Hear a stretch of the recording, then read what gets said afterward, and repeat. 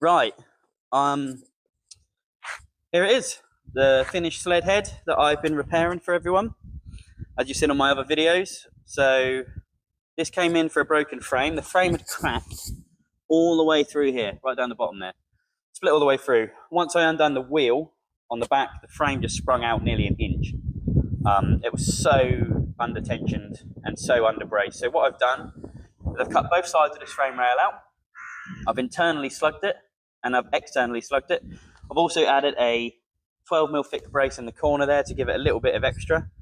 I've blown the back of the frame in so we didn't have to strip the whole bike down.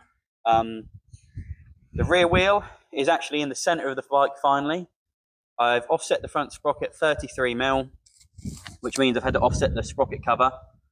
Made new exhaust brackets for it as well. We've made a new electrics box with some little louvers I've added on the side to hopefully hide all the wiring. Previously, I don't know if you can see down here underneath, but all the wiring was just wedged under the frame. That's obviously hit the ground at some point and that's shorted right out. We've made a new brake caliper bracket. The original one had snapped, so I've brought the caliper over 30mm to bring it closer to the frame rail, so obviously you've got a lot less leverage on the bracket. I've also reinforced the bracket underneath, so that's done.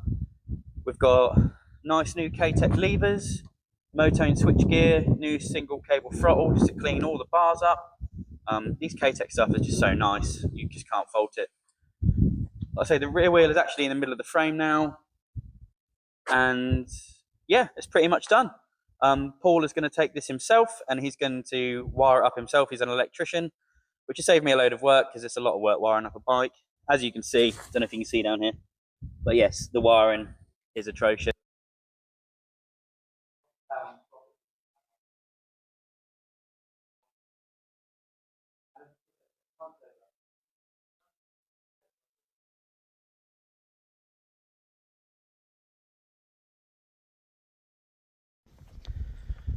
I'll just do a quick walk around video.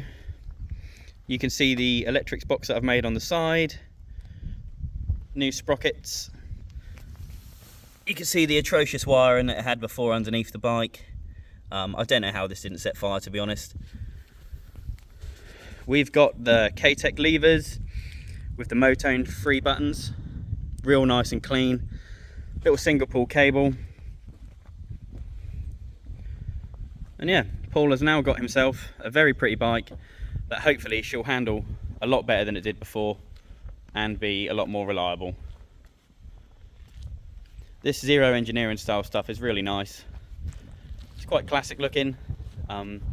It's a style that I don't think will ever look out of date.